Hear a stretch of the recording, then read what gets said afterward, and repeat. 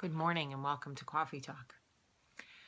I hope everybody slept well. I did. And I realized I forgot to post a "we made it another week" picture, so I'm going to make Michael take one this morning.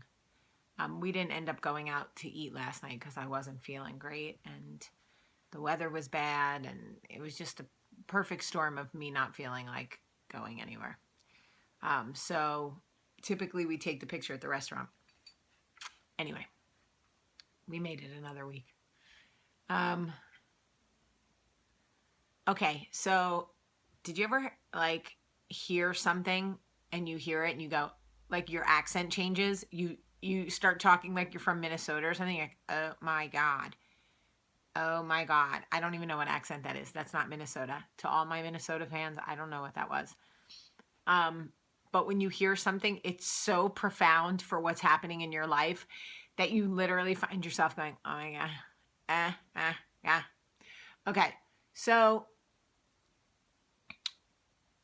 when I was in a past relationship, I was constantly being hurt by this man. But it was like I couldn't walk away for a million different reasons. I didn't want to be wrong. I wanted to believe my love could change him. I looked at walking away as like giving up. I had also been guilted into believing like I was the only person in the world that loved him, even though he convinced me I was unlovable. It was a really weird, just ridiculous shitstorm, if I'm being honest. But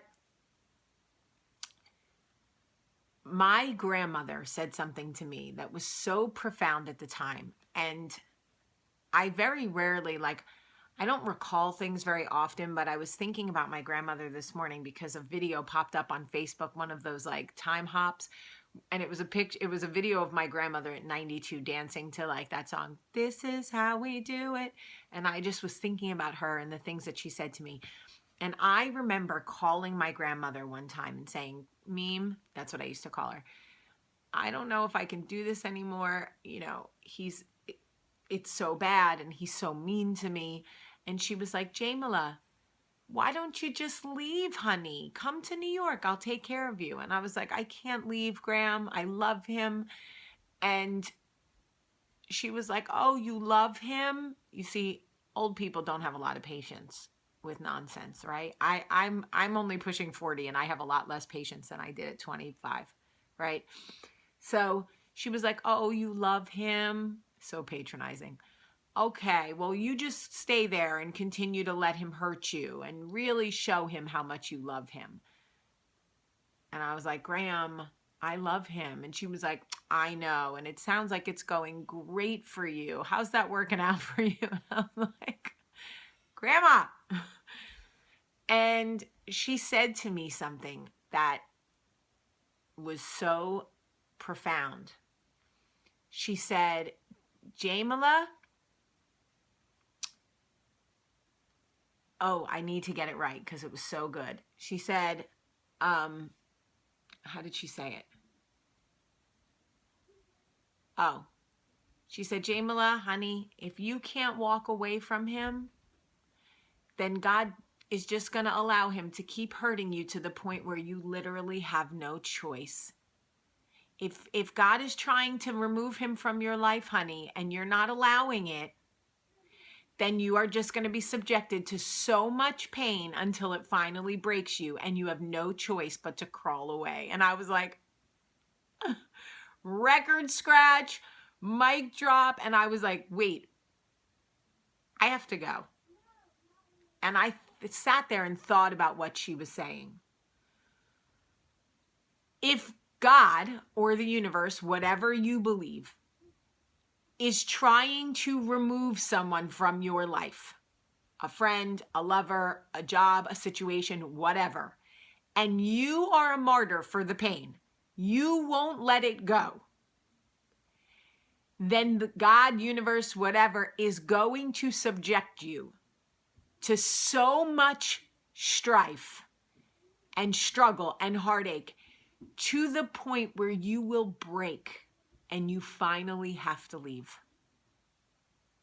Because if it is not meant for you, if it is not right for you, the universe will find a way to work it out, and eventually it will leave you.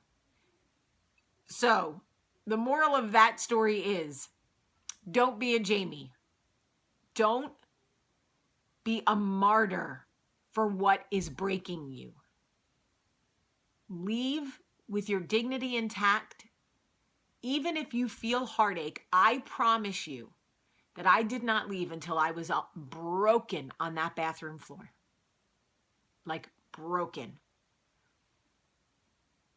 And I was in so much pain when I left that I was like physically ill. If I had only left 6 months earlier with my dignity intact, yes, I would have been brokenhearted. Yes, I would have been disappointed, but I wouldn't have been broken. If it is not meant for you, if it is not right for you, the universe will find a way to force you out. And it will be so much more painful than you walking away on your own terms. Guys, if I can reach one of you, just one of you, who is stuck right now in emotional purgatory, in a situation where you know you need to leave, but you cannot figure out how to go, I am here to tell you, it will get worse. I wish that I could come. Did you ever have a hair touch your arm and you think it's a bug and you're about to freak out and karate chop your own arm off? That's what just happened to me.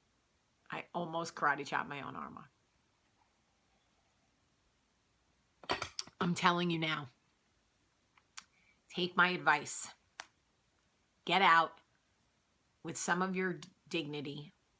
Yes, it will be painful. It will not be easy, but it won't be excruciating. If you stay, eventually you will hit the point where you are so broken you have no choice but to crawl away. And it is awful. I have been there. It is awful. I love you guys so much today. It's Friday. You made it, folks. I love you so much. Have a great day.